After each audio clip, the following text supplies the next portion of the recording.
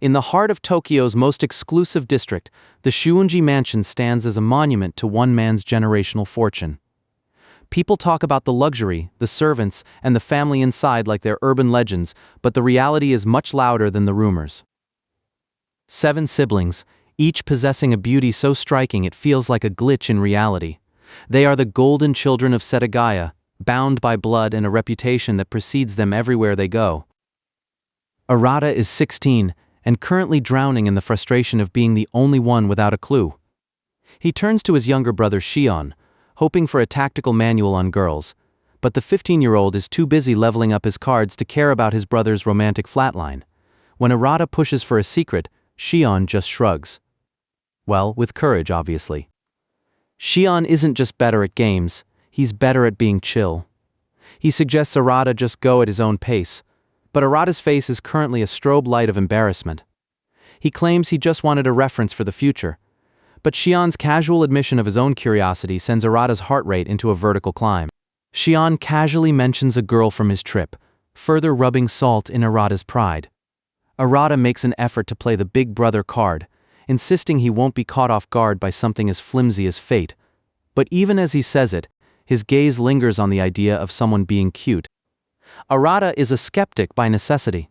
To him, people who talk about fateful encounters are just selling lies. He's spent 16 years waiting for something to happen, and all he's got to show for it is a brother who treats his life like a comedy routine. Fate doesn't exist. And then, the quiet morning is shattered. The 5 sisters of the Shiunji house arrive in a single, blinding wave of charisma. Arata can't even stand in his own hallway without feeling overshadowed by their sheer existence. Seiha and Ouka aren't here for a warm greeting. Seiha, the ice-cold intellectual, breaks down the brothers' secret talk into percentages of lewdness, while Ouka just looks at him with pure, twins-only disappointment. The roast continues. Minami laughs off the math, assuming 80% of Arata's brain is just thinking about women, and Banri, the eldest, just offers a wink that says she knows exactly how pathetic her little brother is feeling right now. In the middle of the chaos there's Kotono, 14, quiet, and currently looking like she wants to melt into the floorboards. She's the only one who doesn't sharpen her teeth on Arata's ego, and that silence is the only thing keeping him sane. Arata desperately scrambles to defend himself, but he's fighting a losing war. Shion throws him under the bus, claiming Arata was making comments about Ouka's body. The result is instant. Ouka goes from twin sister to vengeful deity, summoning her Doberman to leave that dirty pervert in little pieces. It's a massacre. Arata is literally being used as a chew toy while his sisters treat the scene like an afternoon matinee. Ouka and Seiha call it divine punishment, and even when Ouka finally calls the dog off with a snack, she's still laughing at his misery. Arata's only defense? A weak claim that it's all just one big misunderstanding. Banri steps in to play the peacemaker, or at least to spoil Arata some more. She reminds the girls that Arata is a 16-year-old virgin surrounded by gorgeous girls every day. It's natural for him to be a little distracted. Ouka isn't buying it, labeling him a degenerate who's strayed from the path, while Arata just yells in the background to stop calling him a virgin. Seiha tries to settle things with science, arguing that lusting after sisters is a biological dead end. But Banri sees right through the logic wall, teasing Seiha until the resident genius actually blushes. Meanwhile, Minami is just happy because she thinks Shion is a great guy, leaving Arata completely forgotten in the hierarchy. Minami greets Arata with a slam that would wind a professional athlete, proving her Olympic-level skills are always active. But the violence is short-lived. They have a more important mission. Kotono's birthday is coming up, and in this house, a family party is a mandatory event. Arata attempts a desperate lie about a date on Sunday to get out of the party, but the girls see through him like glass. The banter dies down when Banri reminds everyone of the real reason to be on their best behavior. Daddy is coming home tomorrow. Arata's expression shifts. The master of the house is returning. Walking through Seijogakuin Station with the Shiunji sisters is like being part of a royal procession. Every head turns. Every conversation stops. People can't help but stare at the spectacle of all 7 of them together. The crowd sees 5 goddesses who descended from the heavens. They whisper about talent agencies and entertainment scouts, unaware that these divine beauties spend their mornings roasting their brother and throwing Dobermans at him.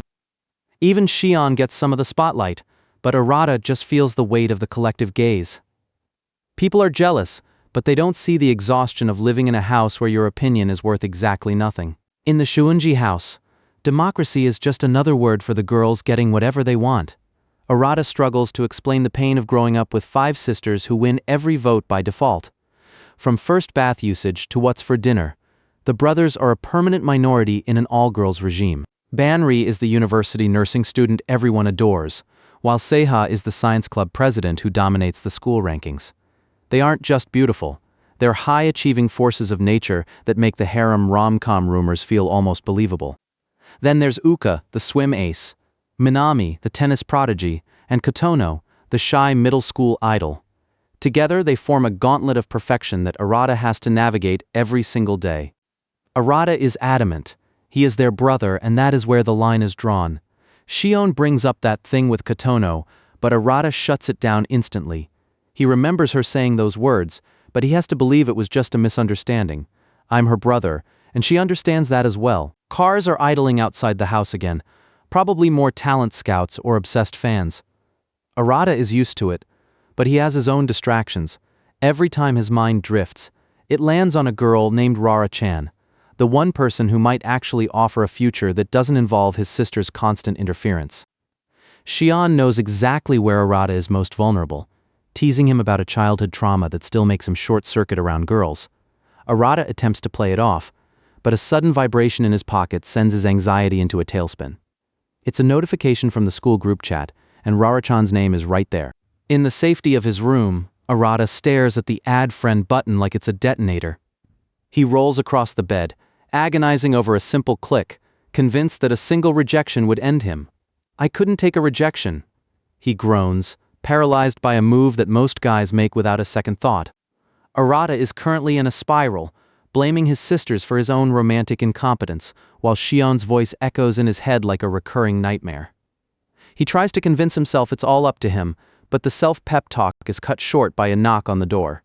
It's open. It's Ouka. She needs math notes because a cold kept her out of class last week. For a second, the fighting stops and they're just twins doing homework, an actual normal moment in a house that usually feels like a war zone. But with Ouka, normal doesn't last. She's completely unbothered by her low-cut shirt, telling Arata he's gross for even noticing. To her, it's just natural. They've known each other forever. They even took baths together as kids. Arata, however, is currently dying inside. Ouka isn't just here for notes. She's here for intel. She reveals that Shion already blabbed about Arata's crush. She leans in, curious and relentless, demanding to know if he really likes Rara-chan. Arata's heart is pounding against his ribs as his twin sister corners him with the truth. Ouka decides she's going to be the ultimate wingman, or more accurately, a tactical nuisance. She's already pulling out her phone, planning group hangouts and weekend dates. Arata is practically on his knees begging her to stop, knowing that any help from Ouka will end in total social annihilation. Ouka pulls the family card, claiming she has a duty to help the eldest son for their father's sake. Arata isn't having it. He wants to move at his own pace, without a twin sister acting as a glorified life coach. Ouka eventually gives up, leaving with a huff and a slamming door.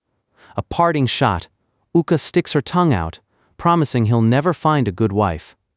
Arata is left in the silence of his room, ruminating on the harmful effects of having 5 beautiful sisters who treat his life like their personal hobby project. As night falls on the mansion, the house settles into a quiet tension. In her room, Banri, the sister who always has it together, stares into the mirror with an expression that isn't for the public eye. The perfect eldest sister has thoughts of her own. In the next room, Seiha is surrounded by her logic and her books. The study lamp is the only sun in her world right now, and her phone remains face down on the desk. She doesn't have time for the fate Arata is so worried about. Minami is still moving, burning off her energy on a stationary bike even as the rest of the world goes to sleep, and in the quietest corner of the house, Kotono sits in her room, a shadow among the luxury. Kotono holds a photo of the 7 of them, her eyes lingering on the siblings she's known her whole life. In this moment, the mansion feels less like a fortress and more like a home, held together by a shared past that feels unbreakable. Another morning, another spectacle. At school, the The sisters are hailed as the Holy Trinity. Students are literally grateful to attend the same institution as them, watching from the sidelines as the Shiunji aura fills the hallway. Arata watches the crowd and thinks about his life. To everyone else, they're cute girls in a harem rom-com. To him, they're just two older sisters who bother him. One twin sister who hits him, and two younger sisters who annoy him. It's not a romance, it's a survival test. Sometimes, Arata can't help but wonder, what if there was another future? A life where he wasn't constantly harassed, spoiled, or managed by five sisters.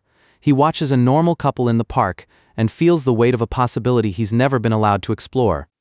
He calls it fate because it feels like everything was decided before he was even born.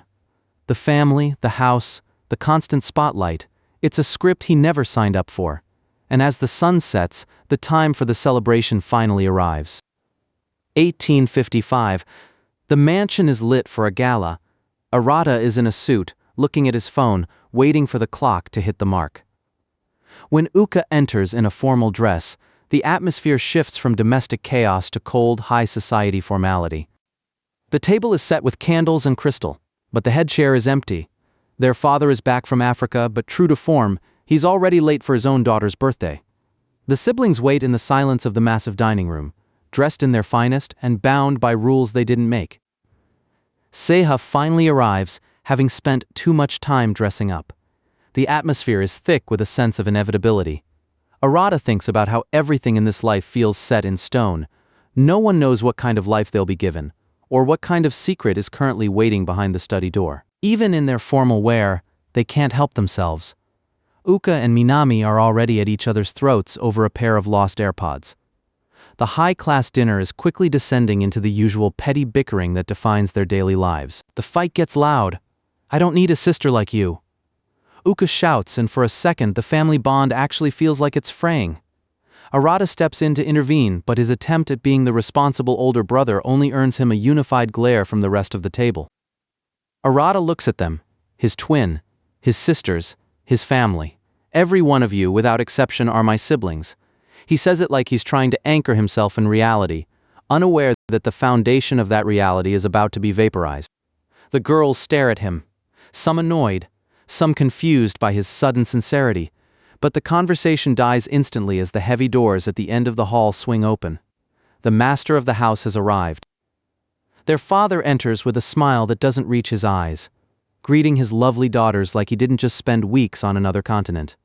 He is the sun this entire solar system revolves around, selfish, capricious, and holding all the cards. He has something to tell them before the meal starts. He says nothing will change, that he will always love them. But his eyes are fixed on Kotono, who just turned 15. "I'm gonna go straight to the point," he says, and the air in the room suddenly turns to ice. The world just stopped turning.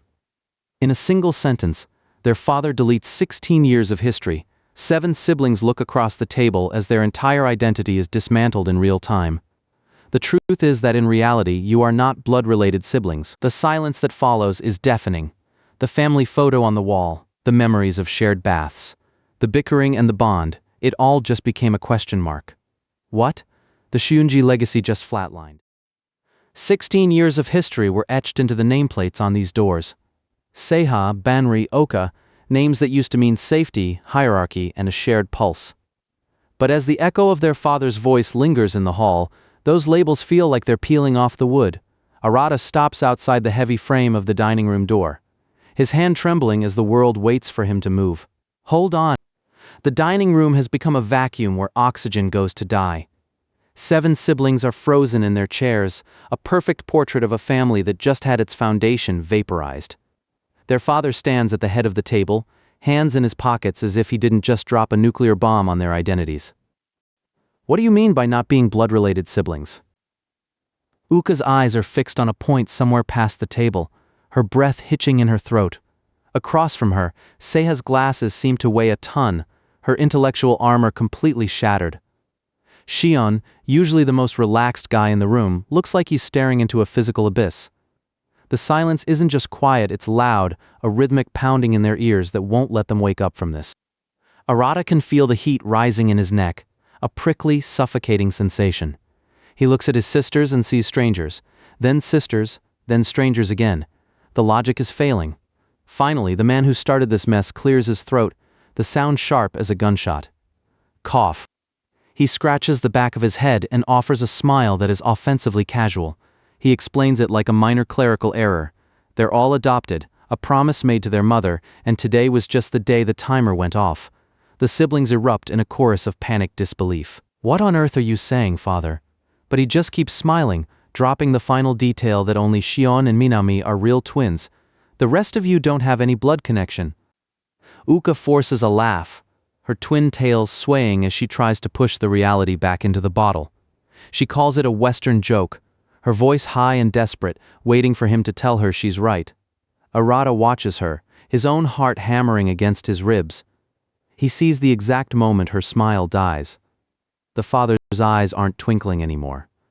I'm sorry. He claps his hands, a sharp dismissal of the trauma he just inflicted. He expects them to process 16 years of lies between courses of appetizers. The maids move in with mechanical precision, the clink of silver against porcelain echoing in the cavernous room. Now the hors d'oeuvre, please, Yamaguchi. The food is beautiful, expensive, and completely tasteless to 7 children whose world just flatlined. Seiha and Minami sit in a shared shadow, their hands clasped in their laps as they stare at nothing. The physical space between them hasn't changed, but the thread connecting them has been replaced with a live wire. Every movement feels heavy, calculated, and terrifyingly new. Kotono, the birthday girl, looks like a ghost in her own seat. Banri leans toward her, but the older sister's usual warmth is frozen. This was supposed to be a celebration of Kotono's 15 years, but instead, it became the funeral for the family she thought she had. Ouka and Shion, the twins who were supposed to be the closest of all, now look across a gap that spans their entire lives. The realization that they don't even share the same blood is a cold weight in Shion's chest, while Ouka's knuckles go white as she grips her dress. Arata watches them all from his seat, the eldest brother who is no longer a brother at all. The grand dining hall feels like a stage, and he's forgotten his lines. The air is still too thin to breathe. The scene shifts to the living room, but the atmosphere followed them like a funeral procession. Minami tries to shatter the silence with her usual energy, clutching her stomach and shouting that she's full. That was so delicious.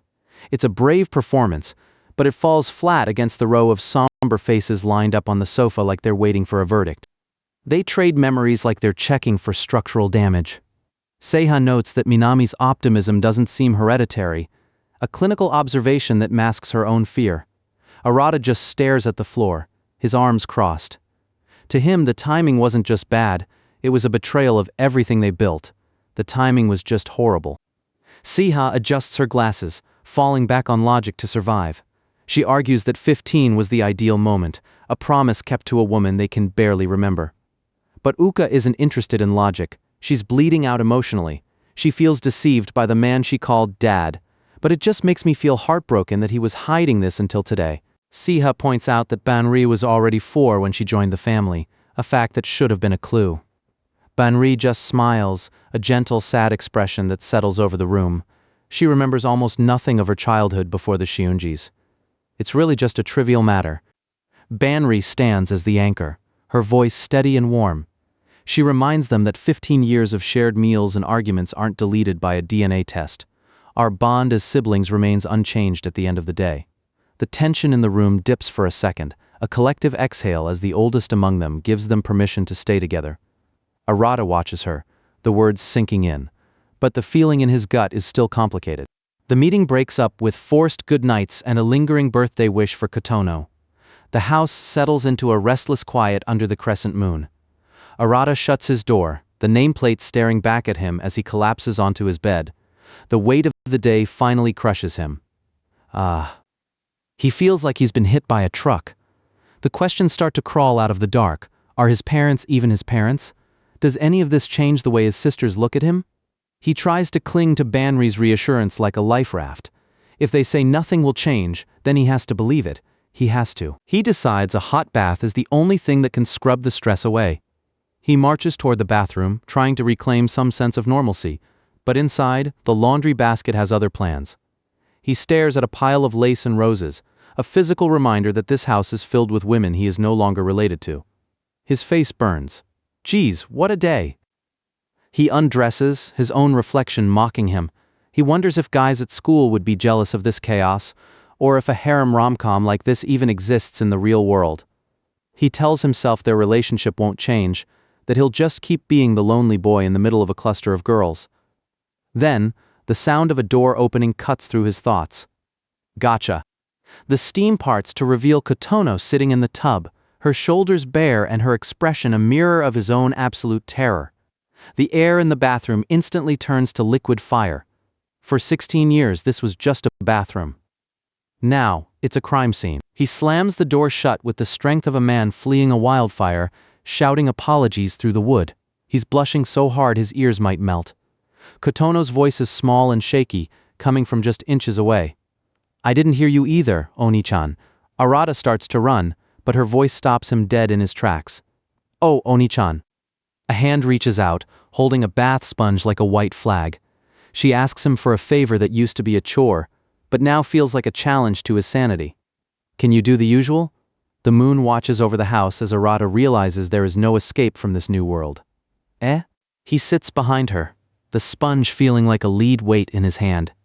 He starts lecturing her about being self-sufficient, babbling about middle school and stiff bodies just to keep the silence from swallowing him whole. Kotono stays quiet, her back small and vulnerable in front of him. Every drop of water hitting the floor sounds like a drumbeat. Sure, but he tries to convince himself she's just his sister, but the word is losing its power. Then, she delivers the killing blow. I like it way more when you're the one doing it. Oni-chan. Arata's brain short-circuits. He erupts into a panicked lecture about school trips and independence, splashing water and shouting just to drown out the sound of his own heart. What the hell am I thinking? He stands up, declaring the job finished with a clinical efficiency he doesn't feel. He tells her to keep warm, his voice cracking slightly as he makes his exit. Kotono watches the door close, her face flushed and her eyes lingering on the space where he stood. Okay, in the kitchen, Ouka is drowning her nerves in chamomile tea. Shion appears like a ghost, teasing her about staying up late and her memory. She calls him Ototo-kun, a term of endearment that feels heavier now that they know the truth. Good boy, she's trying to hold on to the rhythm of their life. But the notes are starting to blur. They talk about the mother they barely knew, realizing how little they actually understand about their own lives. Ouka wonders why they never doubted the story of her returning home. She looks at Shion, who has been unusually quiet. He's the gamer, the observer. But even he doesn't have a walkthrough for this level of reality. Shion admits that none of this feels real yet. Ouka's eyes soften as she looks into her tea, her thoughts drifting back to their eldest brother. Did Arata say anything? Shion catches the look in her eye and teases her for being creepy, but the question hangs in the air.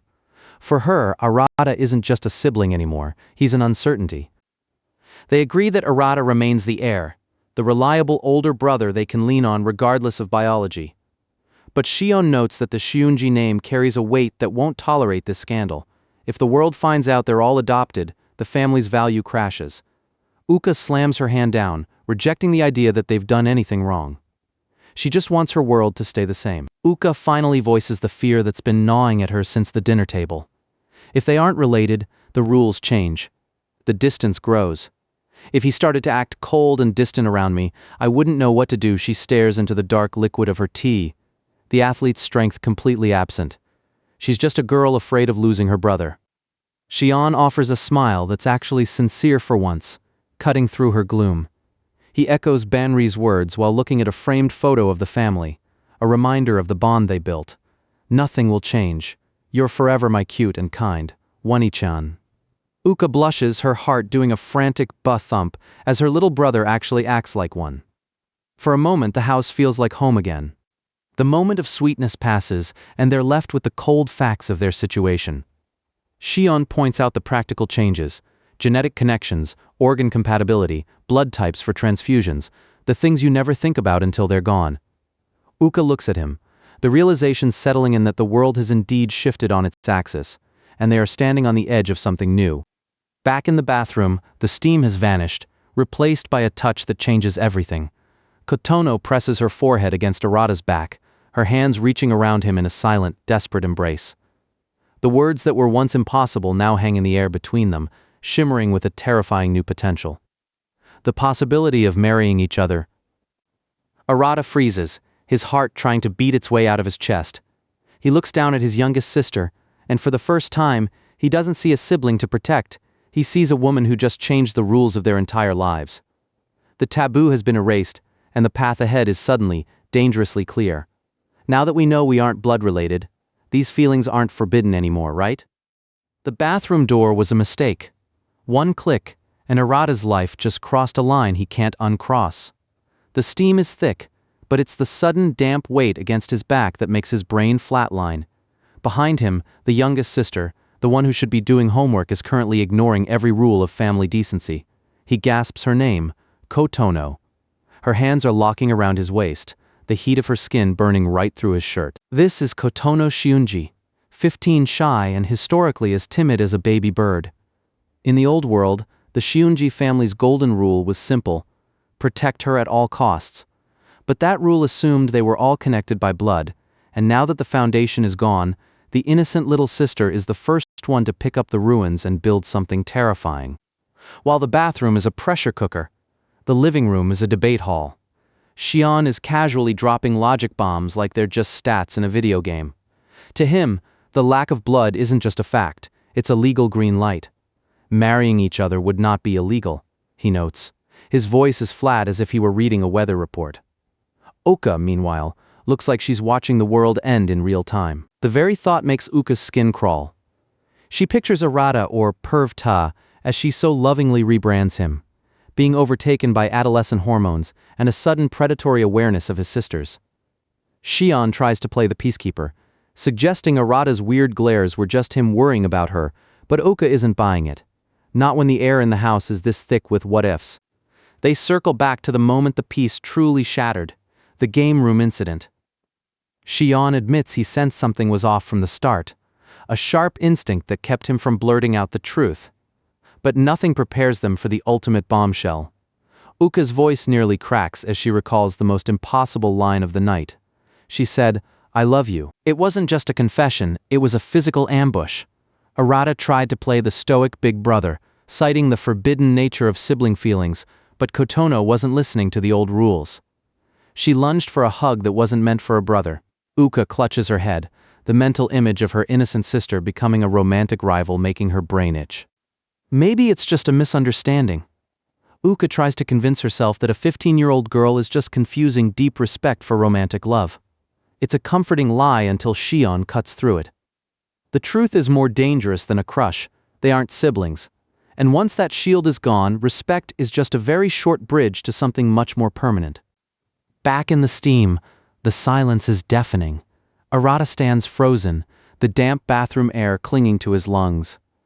Kotono's forehead is pressed against his back, her small, bare frame a reminder that the world he knew has completely evaporated. If she's serious about this, if she's really discarded the word brother, then the walls of this house offer no protection at all. Arata's heart is hammering a frantic rhythm against his ribs. He makes a desperate attempt to pull away, to maintain some shred of the hierarchy that kept them safe, but she isn't budging, her fingers tighten, bunching the fabric of his shirt. He lets out a strangled, "Wait," but the grab is firm, a silent refusal to let him retreat back into being just her brother. The words are barely a whisper, but they hit with the force of a landslide. "I love you," Arata flails, his voice going up an octave as he fumbles for cover behind the same old excuses. He stammers that it's impossible, but her single-word rebuttal stops him cold. Why? It's the one question he doesn't have a biological answer for anymore. She's crying now, the dampness on her face a mix of shower water and genuine heartbreak. Every time she squeezes his shirt, it's a plea for him to look at her, not as a sibling to be managed, but as a person with feelings that don't care about legal documents. Arata's brain is spinning out, his vision blurring as he tries to find a big brother response that doesn't feel like a total lie. The world outside the glass is a blur, but inside, the air has turned into lead. Kotono isn't just holding on, she's anchoring herself to a version of him that isn't supposed to exist anymore. She hasn't just been thinking about the family tree, she's been doing the math on their future. The words hit like a physical weight against the back of his neck. Marriage. His phone sits on the counter, a silent relic of a normal life that ended an hour ago. Kotono's voice is thick with a self-loathing that cuts deeper than the confession itself. "Am I a bad girl?" she asks, and the sheer weight of her guilt makes Arata's own resolve shatter. He isn't just dealing with a crush, he's dealing with a sister who thinks her heart is a crime. He can't let her think that. With a sudden burst of movement, he spins her around, grabbing her shoulders to force a reset. The movement is sharp, splashing water across the floor as their eyes finally lock. Arata's heart isn't just beating, it's a thundering ba-thump that he's terrified she can hear through the thin layer of his shirt. He fixes his gaze on her, really studies her, and sees the raw, red-eyed vulnerability. He takes a breath and leans on the only defense he has left: logic. He tells her she isn't bad, that during puberty people often mistake deep affection for romantic love. He's trying to build a wall out of psychology textbooks, hoping it's strong enough to hold back the flood. He pushes the blood relation issue aside, making it about something more ancient than DNA. Their shared history. He tells her it doesn't matter who their parents were. He looks at her with a terrifyingly sincere intensity and claims his title: "I'm Kotono's big brother." It's a promise, a boundary, and a plea for things to go back to the way they were. He promises to watch over her until the day she becomes a bride to someone else. He leaves her there, the click of the door sounding like a finality. Kotono sinks into the warm water of the tub, her heart still heavy with the rejection. To her, Arata is very, very gentle. But as she hides her face in the steam, she realizes his kindness is its own kind of cruelty. The birthday cake might be waiting, but the celebration is dead in the water. Kotono stares at the ceiling, wondering how long this puberty is supposed to last. If her feelings are just a phase, she wants to know when the clock runs out, because right now, the weight in her chest feels like it's going to last for the rest of her life. Arata retreats, his slippers slapping against the floor in a rhythm that feels entirely too loud. He's escaped the bathroom, but the house feels different, smaller, more dangerous. High above, in a room filled with books and secrets, the man who started this fire sits in silence. Their father watches the night, his expression unreadable as the chaos he unleashed takes root. A knock at the door breaks his concentration. Banri enters, her presence as calm as always, but the old man is looking at a photograph of a woman he once made a promise to. "I have fulfilled my promise to her," he muses. Outside, Arata leans against the stairs, gasping for air, unaware that the game being played is much larger than just his sister's heart. Arata tries to convince himself it was just the stress of the day, a one-off incident born of a shocking revelation. He tells himself it doesn't mean anything, that they can just go back to the way they were. He reaches for his bedroom door, craving the safety of his own four walls, convinced that the worst of the night is finally behind him. Arata stumbles into his room, desperate for a few square feet of space that isn't actively trying to seduce or confuse him. He shuts the door, leans back, and exhales until his eyes land on the bed. Seiha is just sitting there, long silver hair spilling over a nightgown that's way too flimsy for a study session. He lets out a cracked Seiha as the room turns into a minefield. Arata's bedroom was supposed to be a bunker, a final refuge from a night that's already been a total disaster. Instead, he finds the second Shiunji daughter, the silver-haired logic princess, sitting on his bed like she's waiting for a meeting to start. He stumbles back, his voice cracking into a high-pitched mess. Seiha? Seiha Shiunji. Talented, composed, and absolutely lethal with a syllogism. She doesn't just exist in a room, she calculates it. She doesn't even blink as she looks him up and down, her expression as flat as a textbook. "You look pretty dignified for someone that's in the wrong room." Arata's pulse spikes as his brain flashes back to Kotono in the bath, a secret he's currently trying to bury under 5 layers of panic. He stammers out a weak defense, but she's already closing the distance with her eyes. She treats the situation like a home inspection, casually noting that his room, the smallest in the house, feels surprisingly spacious. It's a dry callback to the day they all played rock, paper, scissors to decide their territory, a memory of a childhood that used to be simple. Now, every shared history feels like it's being rewritten in real time. Arata watches her, his stomach doing somersaults. He always thought Seiha was the predictable one, the sister who followed the rules of engagement, but the way she's looking at him now, it's not logical, it's predatory. The silence within these 4 walls suddenly feels heavy enough to choke on. Seiha stands, her nightgown swaying, and starts walking toward him with a slow, deliberate pace that screams, danger. Arata's heels hit the edge of the mattress, his breath hitching as she looms over him. He lets out a frantic scream for a hold-on that she completely ignores. The world tilts as Seiha lunges forward, her hands slamming into his shoulders as she pins him flat against the sheets. There is no logic here, just the warmth of her body and the scent of her hair filling his senses. Arata can barely find his lungs as he shouts, "Hold up, oi!" But she's not moving an inch. She leans in until her face is inches from his, her glasses catching the dim light. "Please be quiet." She moves with a terrifying clinical grace, pressing her palm against his chest and her head toward his heart. Arata is short-circuiting, his entire body vibrating with a weight that his mouth can't quite finish. He's trapped under her weight. His brain screaming that this isn't how sisters behave. Adolescence has long since passed the point where they could just roll around like this. Seiha exhales, a soft sound that cuts through his panic, her expression unreadable as she performs her silent diagnosis. She finally pulls back slightly, her gaze drifting over him with a terrifying calm. Thank goodness, there doesn't seem to be any abnormalities. Arata's head hits the pillow as he snaps back, his voice an octave higher than usual. What do you mean by abnormalities? The air turns frigid as she drops the real bomb. You and Kotono were together inside the bath. I saw it just now.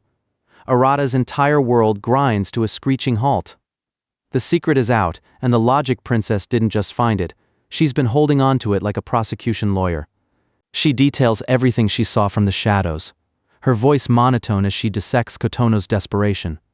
Arata scrambles to get her off him, desperate for any shred of distance, but she just keeps talking, admitting she underestimated how far Kotono's feelings had gone. She claims this entire ambush was a test, an objective search for proof that Arata wouldn't fold under the pressure of his sister's new romantic interests. Arata is pinned like a specimen under a microscope, wondering if he's really that untrustworthy in her eyes. Arata clenches his jaw, staring her down. She is my sister. It's the only anchor he has left. But Seiha doesn't flinch. She just pivots to Article 734 of the Civil Law, breaking down the prohibition of marriage between relatives with the cold efficiency of a judge. She dismantles his sister argument with a biological wrecking ball. Since they aren't blood-related, the genetic and legal taboos simply don't apply. She stands up, her silhouette sharp against the moonlight, leaving Arata reeling from the implication that their entire family structure has just been legally nullified. She looks him straight in the eyes, her voice low and steady. So technically we can have a physical relationship without any problem. The word physical hits Arata like a freight train, leaving him gasping for air as he realizes the rules of the house haven't just changed, they've vanished. She doesn't blink, her posture perfect as she delivers the final verdict on their new reality. Arata's face is a mask of pure, unadulterated panic. Physical. She starts to walk away, casually throwing over her shoulder that she's not thrilled about being at the whim of his sexual desires. Arata is speechless, watching his sister, or whatever she is now, reclaim her role as the older sister with a demand for respect that feels completely at odds with the last 10 minutes. She pauses at the door, her expression softening for just a fraction of a second. At the very least add, Chan in the end. I would like it if you referred to me in a cutesy way. Then with a quick see ya, she's gone, leaving the door to click shut on a very different Arata. Arata collapses onto his bed, his mind a whirlwind of light novel plots, and 15 years of shared history that can't be erased by a single revelation. Outside in the hallway, Seiha stands alone, her hand clenched as if she's trying to hold onto a feeling that logic can't explain. She slowly opens her fist, her breath coming in shallow hitches. The logic princess is finally looking for her own abnormalities. She whispers to the empty hallway, her gaze fixed on her trembling palm. There is nothing abnormal going on, right? The mask slides back on instantly as Minami appears in the corridor. When asked about her late-night visit, Seiha doesn't miss a beat, claiming she was just returning a book. She walks away into the dark, leaving Arata to stare at his ceiling, wondering what other logic his sisters are hiding. Take a good look at this happy family photo, because the guy in the middle is currently living his worst and best nightmare. Arata Shiunji spent 15 years thinking he was the protector of a household full of elite beauties, but a single bombshell from his dad changed everything. They aren't actually related. Now, every casual touch from Banri starts to spark a slow-burning tension, and the sisters he used to fight with are starting to look at him like he's the main prize in a game he never signed up to play. The morning commute in this city is usually a slog, but for the guys at our school, it's a religious experience. They're standing there, jaws on the floor, whispering about top-notch fortune just because they caught a glimpse of the Shiunji girls. Arata watches from a safe distance, listening to the gossip about their cute faces and fair skin as his sisters walk by like they own the sidewalk. He knows the truth hidden behind those perfectly polished shoes, and it's a lot heavier than their fans could ever imagine. Classmates are practically forming a fan club on the spot, arguing over whether they're Seiha stans, or if Ouka-chan is the ultimate idol. They call it a miracle that sisters this beautiful could exist in one family. Arata just stares, his eyes hollow, wondering if the miracle is their looks or the fact that they're all keeping the same earth-shattering secret. Arata leans in, his voice barely a whisper as he wonders how the school would react if they knew the Shiunji sisters weren't blood-related at all. Shion just gives him a dry look, telling him he's being too loud. Arata watches Kotono walk past with a perfect practiced smile, realizing that this act of theirs is really well done. He's looking for a crack in the mask, but all he sees is a family of masterclass liars. Arata struggles to shake it off at the shoe lockers, telling himself to focus on lessons, but the word "not blood-related" is etched into the back of his eyelids. He looks over at Shion, who seems completely unfazed, and wonders if he's the only one whose world has stopped spinning. Then, a sudden shadow falls over him, breaking his spiral. Shinni, Minami bursts onto the scene like a caffeinated sunbeam, flashing a peace sign that's way too bright for Arata's mood. She's the fourth daughter, the tennis ace, and arguably the only person in the house who doesn't have a hidden agenda. She's the mood setter of the family, and right now she's deciding that Arata's gloom is her next target. Walking with her is like being a roadie for a rock star. Girls are sprinting down the hallway just to get a picture with Minami-chan, gushing over her short hair and how cool she is. Arata stands awkwardly to the side, realizing that while his other sisters are idols to the guys, Minami is the undisputed king of the girls' school. She laughs off the attention, mentioning how some photos of her in male clothing went viral. Arata feels a sudden sting of reality when he realizes she's more popular with girls than he'll ever be. Sensing his slump, Minami suggests they go out and have some fun before heading home, but there's a nervous twitch in her smile that says, this isn't just a social call. The high-energy athlete finally breaks. Huh? You failed the proficiency test. Arata's voice cracks as the truth comes out. She's been benched from club activities by her teacher, and she's desperate. In a family of geniuses, Minami's academic scores are the bottom of the barrel, and the look of pure defeat on her face is more than Arata can handle. Arata puts on his big brother cape, telling her to follow me and promising to teach her. He expects a quiet library. Instead, they end up at Egho karaoke. It's a classic Minami move if you have to study. You might as well do it somewhere with a beat and unlimited soda refills. As she leans over her notebook, Arata finds himself staring. Up close, without the tennis sweat and the chaos, she really is beautiful. He catches himself thinking about the no-blood connection again, wondering if that's why she's the only one in the family who's actually bad at studying. She catches him looking, and in that brief instant, the air in the tiny room gets very thin. Studying lasted all of 5 minutes. Minami grabs the mic and belts out "Can't Live Without Tennis" with zero shame. Arata can't help it. The sheer absurdity of her singing about her own crisis makes him burst into a genuine, rare laugh. She's totally bad at studying, and she's making a concert out of it. He watches her glow under the neon lights, realizing he's been pulled completely into her pace. She cares the least about the family drama because she's just too free-spirited to be tethered by it. It hits him then, out of all the sisters, Minami is the most fun to be around, purely because she refuses to be anything but herself. The cool night air hits them as they step back onto the street. Arata catches a glimpse of a couple in the distance, and the silence between him and Minami suddenly feels heavy.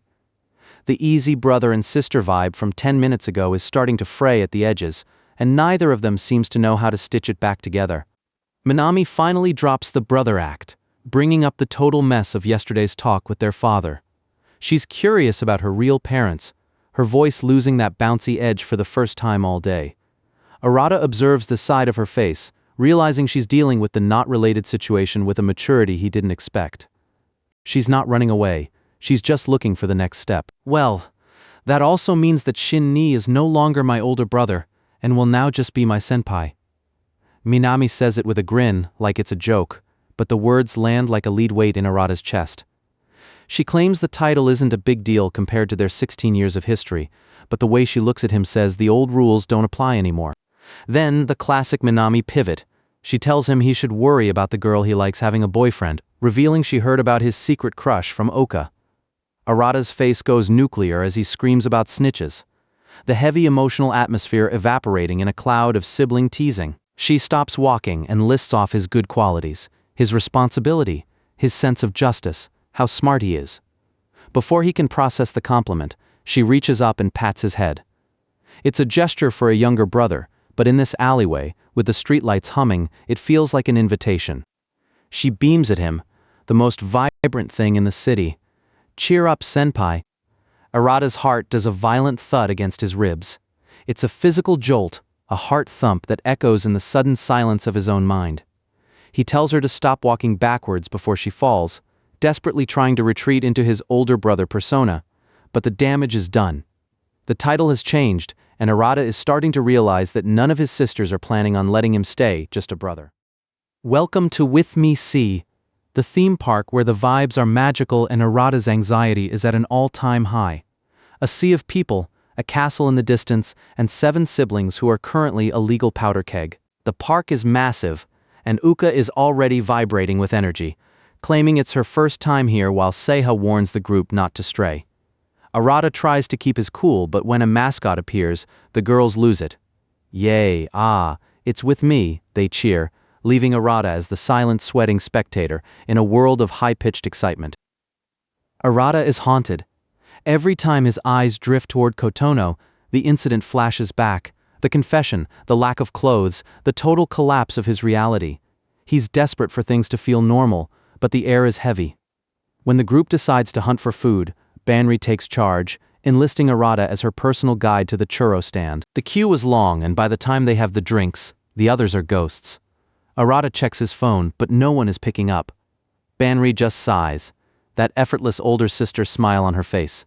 Staying put is totally impossible for them, she says, her gaze lingering on Arata just a second too long.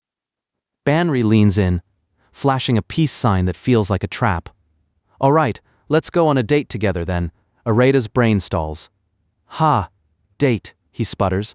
But she's already dragging him away by the arm, dismissing the food and the others with a casual wave. She's always been the reliable one, the eldest daughter, but today she's acting like a stranger. She squeezes his arm tight against her side, ignoring his frantic pleas to stop. "I barely have any chances to go on a date with such a handsome high school boy," she teases. Arata is dying, aware of every eye on them, but she just giggles, completely unfazed. It's too much. His arm is pinned, and his brain is hyper-fixating on the sensation of her pressed against him. He's trying to tell himself she's just his sister, but her whisper is a hot shock against his ear. "What? I wonder what is this soft feeling around my right elbow." Arata's intuition isn't just tingling, it's screaming. She leans in close, her eyes twinkling with mischief. "Sometimes your older sister can lose control. Was that a little too stimulating for the virgin?" Arata's face goes from red to radioactive. He's a mess of stuttering denials, but Banri just laughs, delighting in how easy he is to break. She walks with a grace that stops traffic, fully aware of the piercing gazes from every guy they pass. Arata feels the weight of it. She's the beautiful sister even his classmates obsess over. Then she leans in for the kill, whispering, "When we get home, I can let you touch them for a bit." It's a special treat. Arata's soul nearly leaves his body. His eyes shouldn't be wandering, but the view is distracting. He's so lost in his own head that his foot catches on the stairs. He goes down hard in front of the crowd, a frantic "don't look at me," muffled by the pavement. Banri doesn't even try to hide her amusement. "Ahaha, what are you doing?" she asks, peering down at her defeated date.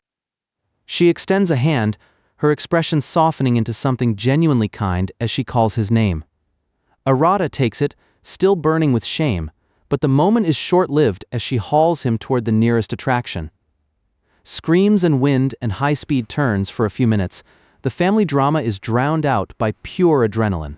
They settle down with churros, the sunset casting a long shadow over their table. Banri eats with a simple, genuine joy that hits Arata harder than any tease. He watches her laugh, not the mischievous big sister laugh, but something elegant and soft. It's in moments like these that he realizes just how grown-up she actually is. Arata can't help himself. He asks the question that's been rotting in his gut. How does she really feel about father's reveal? Banri goes quiet, the churro forgotten. She admits it was shocking, but she refuses to fall into depression. Her calm is terrifyingly resolute, a contrast to Arata's internal storm. He remembers the others, the confessions, the physical demands. He can't tell Banri everything, but he can tell her the truth of his heart. Somehow I would feel delighted if our relationship as siblings didn't change. He says it with a gaze so steady it stops her breath. He isn't looking for a date anymore, he's looking for a home. Banri's eyes widen, then her whole face crinkles into a beaming smile. She leans over to ruffle his hair, her voice thick with affection. "That's my younger brother, so cute!"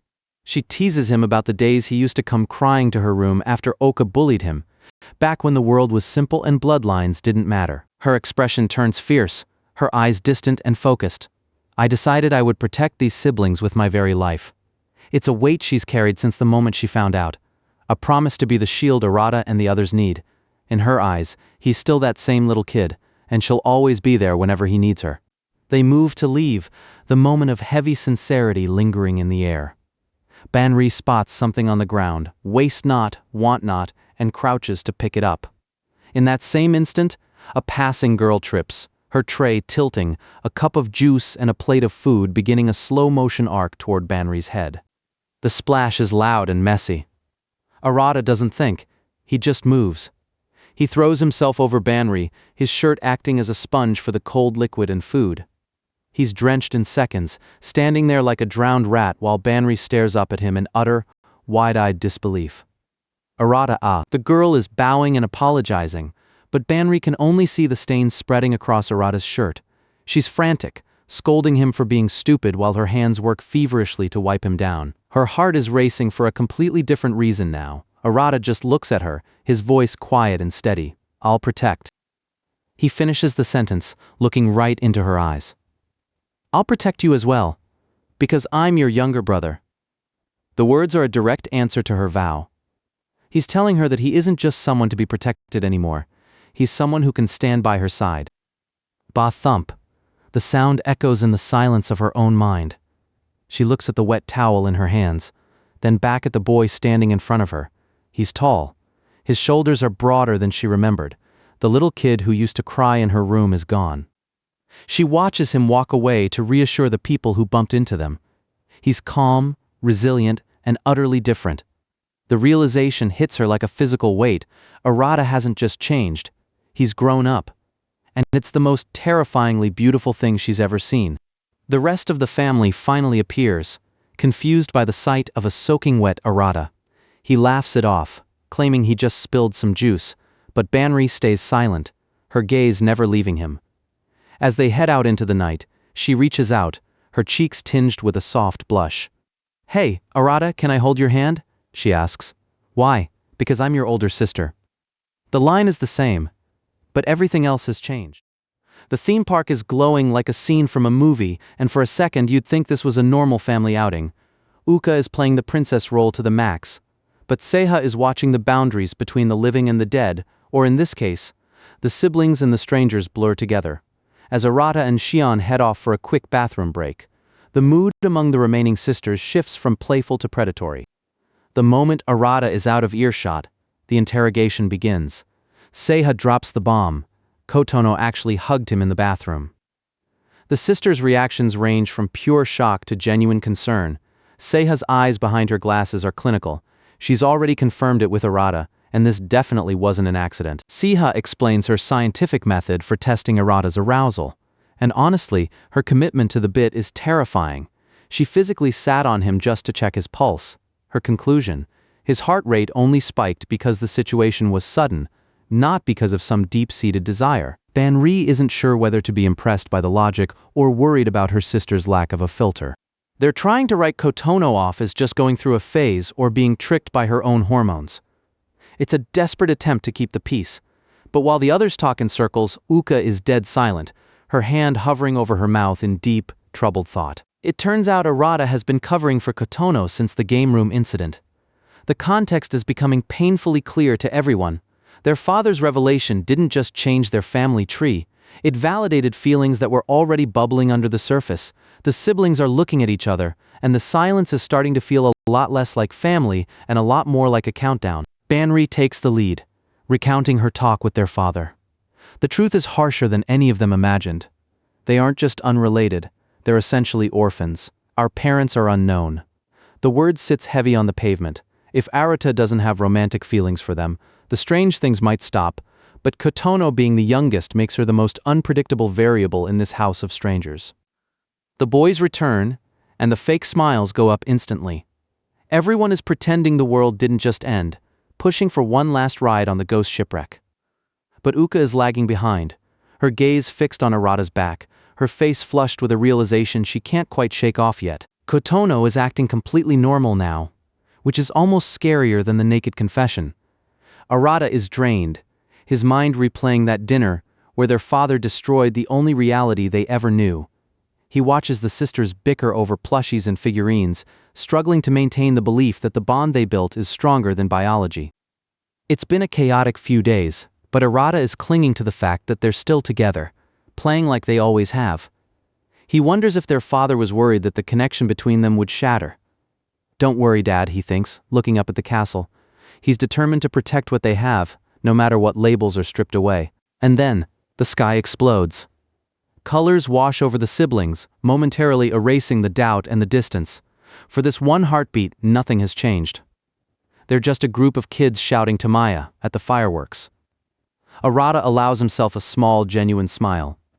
If he can keep this feeling alive, maybe they can survive the truth. Arata slips away to the souvenir shop, but his brain is still misfiring. He spots a girl who looks like his old crush, Yokoyama-san, and his heart does a frantic, embarrassing somersault. The retreat is swift and full of regret. He's so on edge that even a stranger's shadow feels like a romantic ambush. But the real ambush is blonde and wearing heart-shaped ears. Ouka catches him flinching at his phone and starts in with the usual teasing, even offering to buy him something. But then, the playfulness drains out of her expression. She's not here for souvenirs. She's here to talk. Ouka brings up the past, how they spent every waking second together as twins. Arata tries to draw a line in the sand, his voice tight. For me, today and forever, I will always consider you as my twin sister. He's not just saying it, he's pleading for it to be true. Ouka isn't letting him off that easy. She calls him an idiot for ignoring the truth. They used to think their special connection was biological, the way they could draw 10 times in a row at rock, paper, scissors. Everyone said it was because they were twins, but now that the womb bond is gone, that connection has to be something else. The night air is crisp, but the words hanging between them are heavy enough to sink the whole theme park. Ouka stands a few feet away, her back turned, her voice barely a whisper against the backdrop of the illuminated castle. I like you. No more sisterly teasing, no more twin-based logic, just a girl standing under the moonlight, letting the truth slip into the silence. I like you.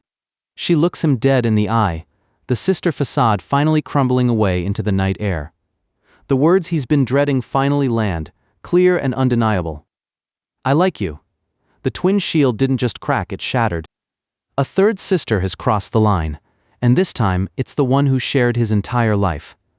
Arata can only stare, the realization hitting him like a physical blow. The family he fought to keep normal is officially gone.